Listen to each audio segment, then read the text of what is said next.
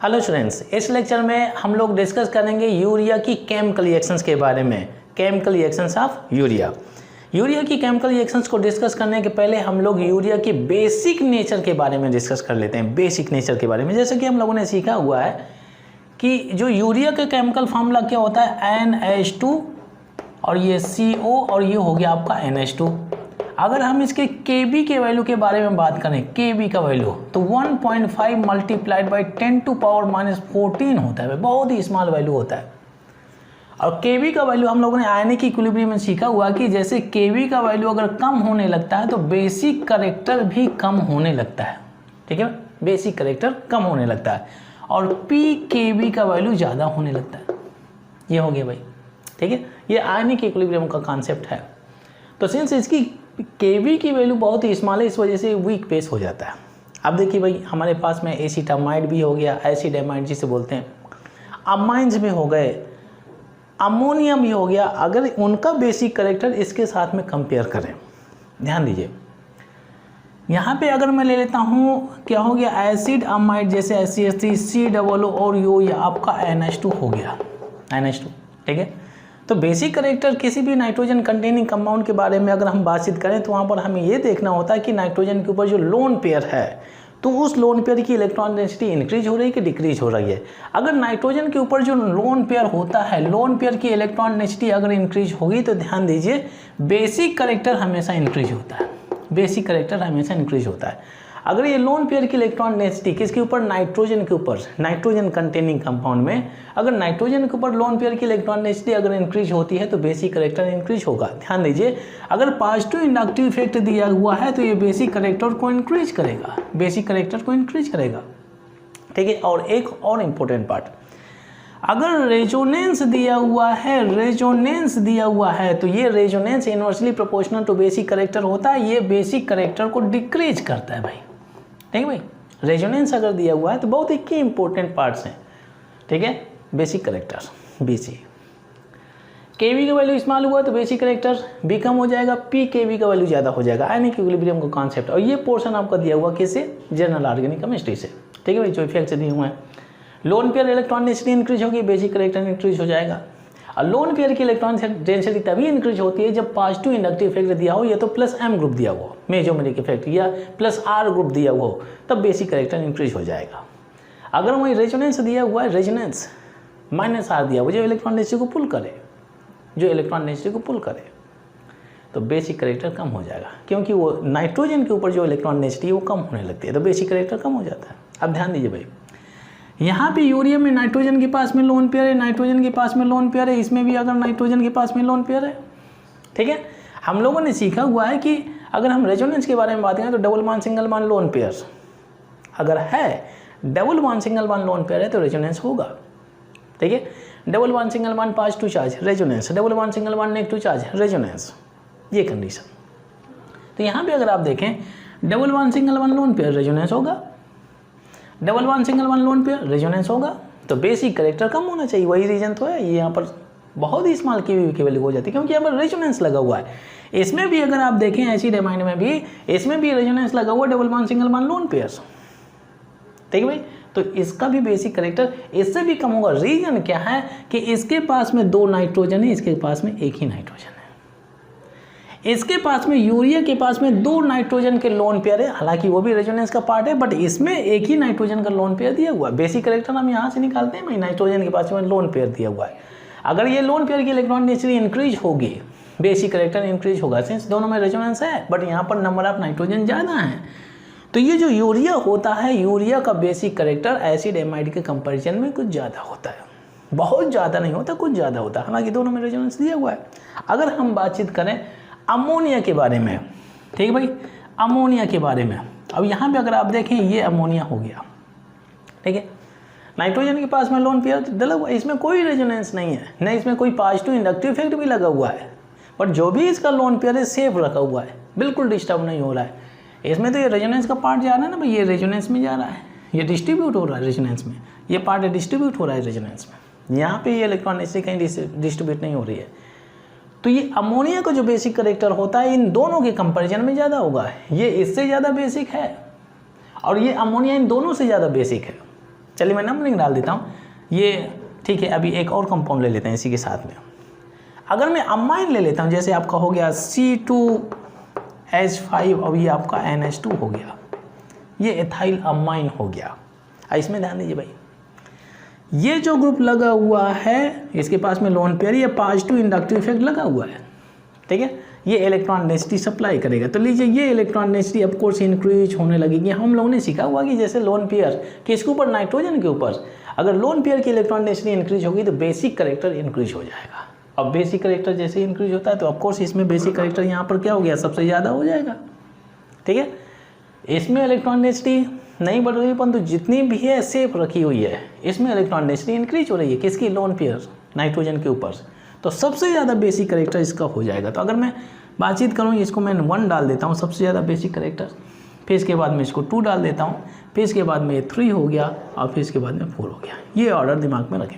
ये हो गया बेसिक करेक्टर का कंपैरिजन, ठीक है भाई। तो यहाँ पे एथाइल अमाइन से सबसे ज़्यादा बेसिक होते हैं, फिर अमोनिया होता है, फिर यूरिया हो गया, फिर एसिड अमाइड हो जाते हैं, ठीक है भाई। अच्छा, अगर हम रेजोनेंस के बारे में बातचीत करें, रेजोनेटिंग स्ट्रक्चर ऑफ यूरिया के बारे में बातचीत करें, तो यहाँ पर हो गया आपका NH2 और ये COO और ये हो गया आपका NH2। ध्यान दीजिए भाई, जैसा कि हम लोगों ने सीखा हुआ कि अगर double bond single bond lone pair दिया हुआ है तो वहाँ पर रेजोनेंस होता है, ठीक है। तो ये लोन पेयर्स अगर यहाँ पे उतरता है as a part of resonance, ठीक है।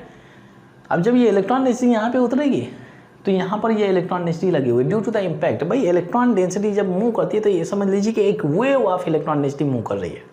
तो जिस डायरेक्शन में एक वेव उठ रही है उसी के सेम डायरेक्शन में कई सारी वेव उसी पैटर्न में चली जाती हैं। तो यही एक वेव आ रही है तो इसी डायरेक्शन में ये ब्रेक हो जाएगा। ऐसा नहीं कि एक वेव इधर आ रही है वो ये इधर ब्रेक हो गया, नहीं, एट ए टाइम नहीं, ऐसा कुछ नहीं होगा। एक वेव यहाँ से आ गई, एक वेव यहाँ से आ गई, किसकी, इलेक्ट्रॉन डेंसिटी की होगी, दूसरे को कैंसिल किए, नो, ऐसा कुछ नहीं होगा, रिपल्सन बढ़ेगा। ये जैसे इलेक्ट्रॉन डेंसिटी आएगी ये इलेक्ट्रॉन डेंसिटी को पुल करेगा।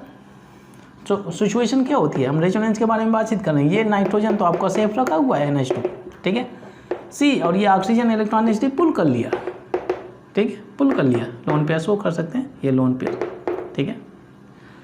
और ये जब इलेक्ट्रॉन डेंसिटी, ये लोन पेयर की इलेक्ट्रॉन डेंसिटी कहीं भी ट्रांसफर होगी ये डबल बॉन्ड बनाएगी, एक नया बॉन्ड बनाएगी। तो यहाँ पर double bond, single bond already, एक नया बॉन्ड बनेगा तो यहाँ डबल बॉन्ड हो गया और ये NH2 हो गया। Since nitrogen is losing electron pair तो यहाँ पर पॉजिटिव चार्ज आ जाता है। ये हो गया रेजोनेटिंग स्ट्रक्चर। यही केस आपका इस साइड से भी हो सकता है। जब ये इलेक्ट्रॉन डेंसिटी इधर मूव करेगी तो इलेक्ट्रॉन डेंसिटी को पुल करेगा।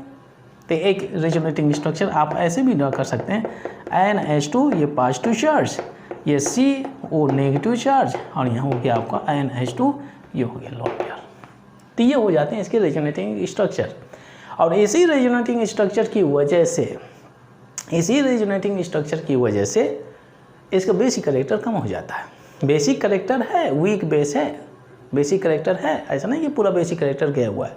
वाई, बिकॉज यहाँ पे अगर आप देखें नेगेटिव चार्ज दिया हुआ है और ये नेगेटिव चार्ज प्रोटॉन को एक्सेप्ट कर सकता है। अगर कोई भी, अगर आपका एसिड दिया हुआ है जो प्रोटॉन अगर दे रहा है तो ये एक प्रोटॉन को एक्सेप्ट कर सकता है। हम लोगों ने ब्रॉन्स्टन लवरी एसिड बेस में सीखा हुआ है कि भाई जो एसिड्स होते हैं जो प्रोटॉन डोनर होते हैं, एसिड्स क्या होते हैं, प्रोटॉन डोनर होते हैं जो H+ आयन को रिलीज करते हैं, और बेसिस क्या होते हैं, प्रोटॉन को जो एक्सेप्ट कर सकते हैं। तो ये जो यूरिया का रेजोनेटिंग स्ट्रक्चर, इसमें अगर आप देखें ये नेगेटिव चार्ज है, नेगेटिव चार्ज आसानी से इस H+ आयन या प्रोटॉन को एक्सेप्ट कर सकता है। इस वजह से इसका बेसिक नेचर बरकरार है, बना हुआ है। ये हो गया बेसिक करेक्टर।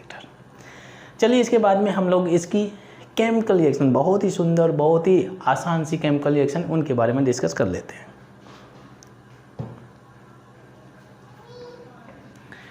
यूरिया की जो फर्स्ट केमिकल रिएक्शन है वो इसके बेसिक नेचर से रिलेट करती है, रिएक्शन विद एसिड्स। ध्यान दीजिए, ये जो यूरिया होता है तो स्ट्रॉन्ग एसिड्स के साथ में रिएक्ट करता है, ठीक है भाई।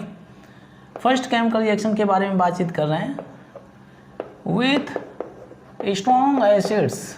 स्ट्रॉन्ग एसिड्स, ये स्ट्रॉन्ग एसिड्स के साथ में रिएक्ट करता है। यूरिया बेसिक इन नेचर है, जब एसिड के साथ में रिएक्ट करेगा तो क्या होगा, सॉल्ट का फॉर्मेशन होगा। एसिड बेस की रिएक्शन हो रही है, सॉल्ट का फॉर्मेशन होता है। तो यहाँ पे अगर मैं जैसे ले लेता हूँ NH2CO NH2, यहाँ पे आपने कॉन्सनट्रेटेड HNO3 नाइट्रिक एसिड लिया हुआ है, तो सॉल्ट में क्या होता है भाई, दोनों आकर के कंबाइन हो जाते हैं। तो ये दोनों आकर के एक बड़ा सा कॉम्प्लेक्स बनाते हैं, कंपाउंड बनाएंगे NH2, ये होल ट्वाइस CO कर दिया और ये HNO3 कर दिया, HNO3, ठीक है। यूरिया नाइट्रेट, ये हो गया यूरिया नाइट्रेट। बहुत ही सिंपल रिएक्शन है, बट यहाँ पे एक कंडीशन दिमाग में रखना है कि भाई स्ट्रॉन्ग एसिड लेना है, ठीक है, रिएक्शन आगे जाती है। वीक एसिड ले लेंगे तो रिएक्शन ज़्यादा इफेक्टिव नहीं रहेगी, यहाँ पर बॉन्ड फॉर्मेशन इतना स्ट्रॉन्ग नहीं रहता है, ठीक है भाई। अब इसके बाद में अगर मैं और इससे भी स्ट्रॉन्ग एसिड ले लेता हूँ, जैसे अमोनिया दिया हुआ है NH2CO और ये आपका NH2 दिया हुआ है, और इसके बाद में मैंने ले लिया क्या, ऑक्जेलिक एसिड। ऑक्जेलिक एसिड कितने, 2 हाइड्रोजन रिलीज कर सकता है। ऑक्जेलिक एसिड क्या होता है, COOH, ये हो गया COOH, ठीक है। और इसको आप कैसे रिप्रेजेंट कर सकते हैं, C2O4 and H2, इस तरह से रिप्रेजेंट कर सकते हैं, ठीक है। यहाँ पे आप 2 मॉलिक्यूल से ले लीजिए, तो यहाँ पर बनने वाला सॉल्ट ही होगा, ये भी स्ट्रॉन्ग एसिड है, और ये आपको यूरिया हो गया, तो क्या बन गया 2, आप ऐसे कर सकते हैं NH2 होल ट्वाइस CO, ये होल ट्वाइस कर लीजिए, ये आपका H2C2O4 कर सकते हैं, ठीक है। यहाँ पे मैंने H2 बाद में किया हुआ है, आप इसे ले आइए H2C2O4, क्योंकि अगर आप 2 हाइड्रोजन निकालेंगे तो इसके पास में -2 चार्ज हो जाएगा। ये एसिडिक हाइड्रोजन है, ये एसिडिक हाइड्रोजन है, 2 हाइड्रोजन। तो यहाँ पे जब आपका एसिड 1 हाइड्रोजन रिलीज कर रहा है तो 1 मॉलिक्यूल ऑफ यूरिया लीजिए, जब ये एसिड आपका 2 हाइड्रोजन रिलीज करे 2 मॉलिक्यूल्स ऑफ यूरिया ले लीजिए, और उसी हिसाब से आप सॉल्ट का फॉर्मेशन कर दीजिए, और इस सॉल्ट का नाम होता है यूरिया ऑक्जेलेट। ऑक्जेलिक एसिड है ऑक्जेलेट, नाइट्रिक एसिड है नाइट्रेट, सल्फ्यूरिक एसिड है सल्फेट, और इनके हिसाब सल्फ्यूरिक एसिड ये भी आपको 2 हाइड्रोजन रिलीज करेगा, इस वजह से 2 मॉलिक्यूल्स ऑफ यूरिया ले लीजिए, ठीक है। तो ये हो जाएगा आपका यूरिया ऑक्जेलेट, ऑक्जेलेट हो गया। तो बहुत ही आसान सी रिएक्शन है, बहुत ही आसानी से कंप्लीट कर सकते हैं। ध्यान दीजिए यहाँ पर मैंने 2 लिया है, बिकॉज ये जो एसिड है 2 हाइड्रोजन एसिडिक हाइड्रोजन रिलीज कर सकता है, ठीक है भाई। चलिए इसके बाद में हम लोग नेक्स्ट रिएक्शन के बारे में बातचीत करते हैं। Next chemical reaction is hydrolysis of urea, hydrolysis of urea, ठीक है भाई। तो यूरिया का हाइड्रोलाइसिस कराया जाता है एसिड के प्रेजेंस में या बेस के प्रेजेंस में, ठीक है। अब इसमें हीटिंग किया जाता है, जब हीटिंग करेंगे तो एंट्रोपी को सपोर्ट करने के लिए जो भी गैस होगा एस्केप हो जाता है, ठीक है। तो ध्यान दीजिए जब हीटिंग किया जाएगा तो किसी भी केमिकल रिएक्शन में अगर गैस बनने के चांसेस होते हैं तो गैस ऑटोमेटिकली एंट्रोपी को सपोर्ट करने के लिए वो एस्केप हो जाएगी। तो जैसे मैंने यहाँ पर यूरिया ले लिया NH2, यहाँ पे ऐसे कर लेते हैं COO, और ये आपका NH2 हो गया, NH2, और ये NH2 हो गया, ठीक है। और यहाँ पर हम रिएक्शन कराते हैं किसके साथ में, वाटर के साथ में, 2 मॉलिक्यूल से ले लेते हैं, ठीक है। यहाँ पर एसिड कर लीजिए चाहे बेस कर लीजिए, और यहाँ पे आप हीटिंग कर रहे हैं, ठीक है भाई। अब देखिए यहाँ पे अगर आप देखें तो कार्बन और नाइट्रोजन के बीच में और कार्बन ऑक्सीजन के बीच में ये यहाँ पर बॉन्ड लेंथ ज़्यादा है, सिंगल बॉन्ड है, बॉन्ड लेंथ ज़्यादा, यहाँ पर डबल बॉन्ड है, तो इस वजह से यहाँ पर बॉन्ड लेंथ कम है, ठीक है भाई। तो आप ऐसा नहीं कर सकते 2 हाइड्रोजन लेकर के यहाँ पर वो ऑक्सीजन लेकर के वाटर निकाल दिया, वाटर तो ऑलरेडी डला हुआ है, ठीक है। तो यहाँ पर एंट्रोपी को सपोर्ट करने के लिए बहुत ही आसानी से आपका गैस एस्केप हो गया, हीटिंग भी किया जा रहा है। एसिड बेस डाल देते हैं ताकि रिएक्शन की रेट थोड़ा सा आगे बढ़ जाए, ठीक है। एक ही दूसरा मॉलिक्यूल स्केप हो गया, ठीक है। 2 मॉलिक्यूल्स ऑफ अमोनिया स्केप हो जाते हैं, हीटिंग हो रहा है तो गैस स्केप हो गई, ठीक है। ये नेचुरल प्रोसेस है भाई, स्केप हो गई गैस बहुत ही आसानी से, ठीक है। जैसे आप लोगों ने सीखा होगा हाइड्रोलाइसिस ऑफ एमाइड करेंगे तो उसमें भी तो ऐसे ही होता है, अमोनिया गैस स्केप हो जाती है, एसिडिक एसिड का फॉर्मेशन होता है, और ये एसिड और अमोनिया दोनों कंबाइन होकर के अमोनियम एसीटेट बनाते हैं, फिर से उसको डिकम्पोज करिए आगे रिएक्शन ले जाते हैं, ठीक है भाई। अब बचा हमारे पास में क्या, ये हो गया आपका COO। अब ये देखिए यहाँ से कट के गया तो ये OH आकर के इससे अटैच होगा, ये OH आकर के इससे अटैच हो जाएगा, तो ये आपका OH और ये आपका OH। तो ये है क्या एग्जैक्टली, इसका अगर केमिकल फार्मूला लिखें तो इसको हम लिख सकते हैं H2CO3 हो गया। H2CO3 एक अनस्टेबल एसिड होता है जो H2O लिक्विड में और CO2 फर्दर ये गैस में कन्वर्ट हो गया। लीजिए, ठीक है, ये हो गया। सो अमोनिया गैस भी स्केप हो रहा है, CO2 गैस भी स्केप हो रहा है, ठीक है। एसिड बेस की प्रेजेंस में रिएक्शन हो रही भाई, ठीक है। अब अच्छा, यहाँ पे अगर आप देखें तो हम लोगों ने H+ आयन को लिया हुआ है। H+ आयन आकर के अमोनिया के साथ में कंबाइन होकर के गैस के फॉर्म में निकल जाता है, NH2 के साथ में कंबाइन होकर के, ठीक है। अच्छा, अगर मैं बेस के बारे में बातचीत करूं, ये हो गया आपका NH2COO और ये आपका NH2। मैं बेस ले लेता हूँ। मान लीजिए कि इंस्टेड ऑफ अगर हम एसिडिक नेचर के छोड़ करके हम बेसिक के बारे में बातचीत करते हैं, तो यहाँ पर मैंने स्ट्रॉन्ग बेस ले लिया NaOH, ठीक है। तो इस रिएक्शन को समझने के पहले मैं एक एग्जांपल देता हूँ। आप लोगों ने डीकार्बोक्सिलेशन ऑफ एसिडिक एसिड पढ़ा होगा, वहाँ पर सोडा लाइम के प्रेजेंस में होता है डीकार्बोक्सिलेशन। जैसे अगर मैं यहाँ पर ले लेता हूँ CH3 और ये COO और ये OH हो गया, ये हो गया क्या भाई, एसिड है। और यहाँ पर मैं ले लेता हूँ सोडा लाइम NaOH + CaO, ठीक है। ये सोडा लाइम का केमिकल फॉर्मूला होता है, ठीक है। अब ध्यान दीजिए भाई, ये क्विक लाइम है, ये सोडा हो गया NaOH। तो जब हम इसका डीकार्बोक्सिलेशन करते हैं तो यहाँ पर NaOH के रिएक्शन को समझने के लिए हम NaOH 2 मोल्स ले लेते हैं, 2 मोल्स। तो यहाँ से क्या होता है, H2 निकलेगा, H2, ठीक है, H2 निकल गया। और ये H2O कैल्शियम ऑक्साइड के कंबाइन होकर के कैल्शियम हाइड्रोक्साइड में तब्दील हो जाएगा। मतलब क्या है कि कैल्शियम ऑक्साइड ये H2O मॉलिक्यूल को एब्जॉर्ब कर लेगा, ठीक है। कहिए तो मैं लिख देता हूँ, ये कैल्शियम हाइड्रोक्साइड बन गया प्लस। अब देखिए ये जो आपका Na2O बचा हुआ है, ये इंटायर पोर्शन ये CO2 गैस को ले उड़ता है भाई, निकल जाता है CO2 गैस को। तो क्या बन गया भाई, Na2 और C3 ऑक्सीजन, Na2CO3, ये बन गया आपका Na2CO3। ये होता है डीकार्बोक्सिलेशन। अब बचा क्या यहाँ पर, CH3S, तो बच गया आपका CH4 मीथेन। रिएक्शन कंप्लीट हो गई। इसी पैटर्न में आप इस रिएक्शन को भी कंप्लीट कर लीजिए, ठीक है। ये CO डाला हुआ है, तो यहाँ पे मैं क्या करता हूँ, 2NaOH ले लेते हैं, ठीक है। ध्यान दीजिए, यहाँ से आपको क्या करना है, ये पूरा का पूरा पोर्शन ये निकल गया आपका Na2CO3, ठीक है भाई। 3 ऑक्सीजन चाहिए तो आप इसको लाइए ना यहाँ से, नहीं तो केमिकल फार्मूला ही नहीं रेडी हो गया भाई। ये NH2 भी सेपरेट हुआ, ये NH2 भी सेपरेट हुआ, यहाँ से 2 हाइड्रोजन भी सेपरेट हो गए। एंट्रोपी को सपोर्ट करने के लिए हाइड्रोजन इस NH2 से कंबाइन होगा, एक मॉलिक्यूल ऑफ अमोनिया बनेगा। ये दूसरा हाइड्रोजन इस NH2 से कंबाइन होगा, दूसरा मॉलिक्यूल ऑफ अमोनिया बनेगा। तो यहाँ से क्या हो गया, अमोनिया गैस एस्केप हो रहा है, अमोनिया गैस। और ये क्या हो गया, Na2CO3 ammonium carbonate, sodium carbonate, ये हो गया सोडियम कार्बोनेट। लीजिए रिएक्शन कंप्लीट हो जाती है। तो बहुत ही सी आसान सी रिएक्शन से जो कुछ हम लोगों ने ऑलरेडी सीखा हुआ है वहीं से कहीं ना कहीं हम लॉजिक लगा करके रिएक्शन को कंप्लीट कर लेते हैं, वही पार्ट है भाई। तो 2 मॉलिक्यूल्स ऑफ सोडियम हाइड्रोक्साइड आपको लेना यूरिया के साथ में और गैस, ठीक है। स्ट्रॉन्ग एसिड स्ट्रॉन्ग बेस अगर रहेंगे तो कहीं ना कहीं अगर गैस बनने के चांसेस होते हैं तो स्केप ही हो जाते हैं। रिएक्शन काफ़ी तेज़ी से होती है, स्ट्रॉन्ग एसिड स्ट्रॉन्ग बेस लेंगे, नॉर्मल रिएक्शन नहीं होती, ठीक है भाई। ये हो गया, ठीक है। तो ये हो गया hydrolysis of urea, hydrolysis of urea. कभी कभी अगर आप लोगों ने एक एंजाइम सुना होगा यूरिएज के बारे में, और यूरिएज के प्रेजेंस में जब हाइड्रोलाइसिस ऑफ यूरिया कराया जाता है तो वहाँ पर अमोनियम कार्बोनेट बनता है। Urea undergoing hydrolysis in the presence of urease enzyme Enos ammonium carbonate बनता है, और इसका जब डिकम्पोजिशन करते हैं तो फिर से आपका अमोनिया गैस और कार्बोनिक एसिड बनता है, कार्बोनिक एसिड। जैसे अगर मैं बातचीत करता हूँ अमोनियम कार्बोनेट के बारे में, NH4 होल ट्वाइस और ये आपका CO3 हो गया, NH4 होल ट्वाइस CO3।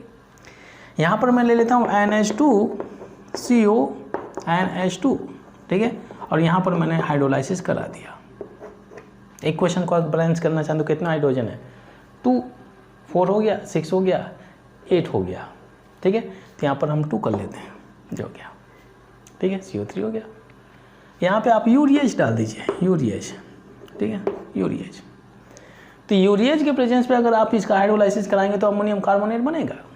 अब देखिए भाई, ये सॉल्ट है और जब आप इसको डिकम्पोज करेंगे तो इसकी ब्रेकिंग यहाँ से होगी, तो ये क्या प्रोड्यूस करेगा, NH4+ और ये CO3 2-। अब ध्यान दीजिए, बहुत ही इंटरेस्टिंग पार्ट, ये जो अमोनियम आयन है एसिडिक इन नेचर, ये जो अमोनियम आयन है ये अमोनिया है और ये अमोनियम आयन है, ये बेस है और ये एसिड है, because it has tendency to release what, H+ ion, और कन्वर्ट करने की टेंडेंसी रखता है इनटू NH3+। ठीक है, तो यहाँ पर अगर आप देखें तो 2 मॉलिक्यूल्स ऑफ अमोनियम आयन बनते हैं। तो यहाँ से कितने H+ आयन आपको मिलेंगे, 2 H+ आयन, और ये दोनों H+ आयन अट्रैक्ट किए जाएंगे कार्बोनेट आयन के द्वारा। ठीक है, यहाँ से 2 H+ आयन जब निकालेंगे तो 2 मॉलिक्यूल्स ऑफ अमोनिया भी सेपरेट होंगे, क्योंकि each ammonium ion is releasing 1 molecule of ammonia gas.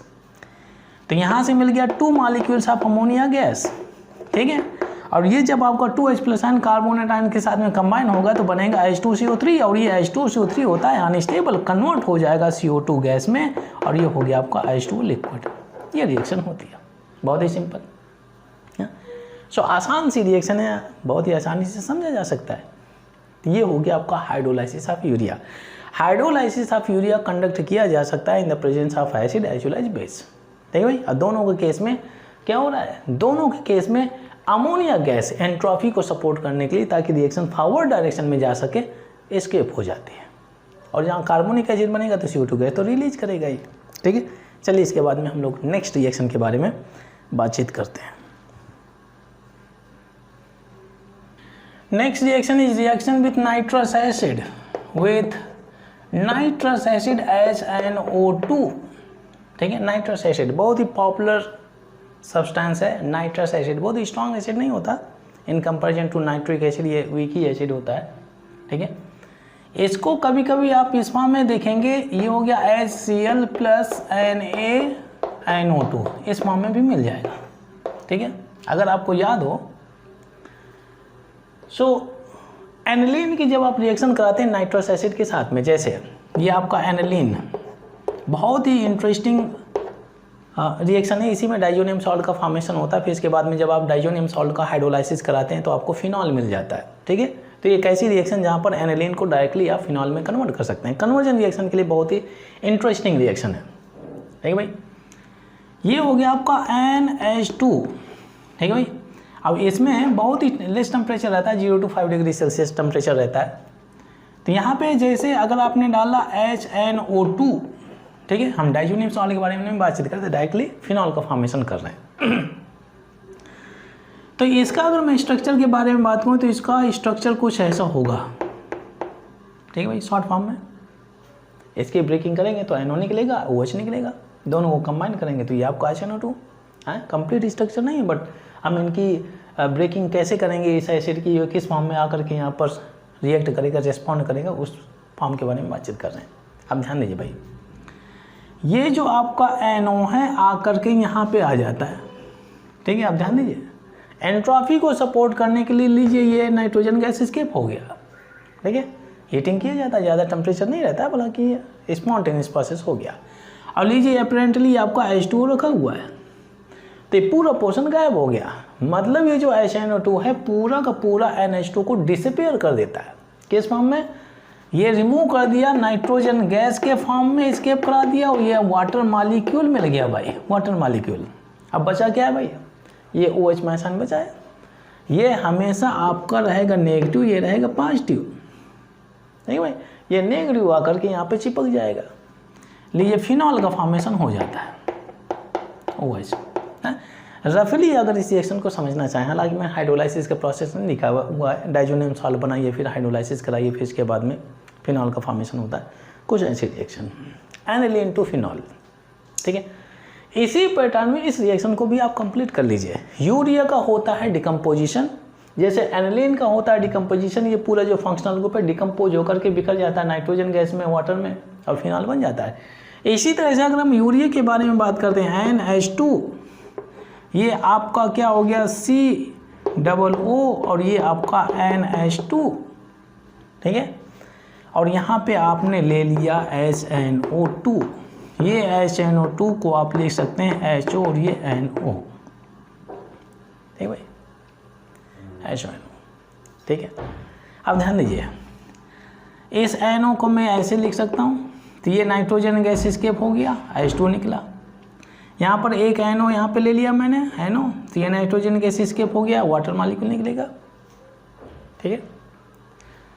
अब ध्यान दीजिए, यहाँ पे अगर हम बातचीत करें तो क्या बनेगा, 2 molecules of ammonia, nitrogen gas escape होते हैं, और इसके बाद में 2 वाटर मॉलिक्यूल भी निकल आते हैं, 2H2O भी निकल आता है लिक्विड फॉर्म में।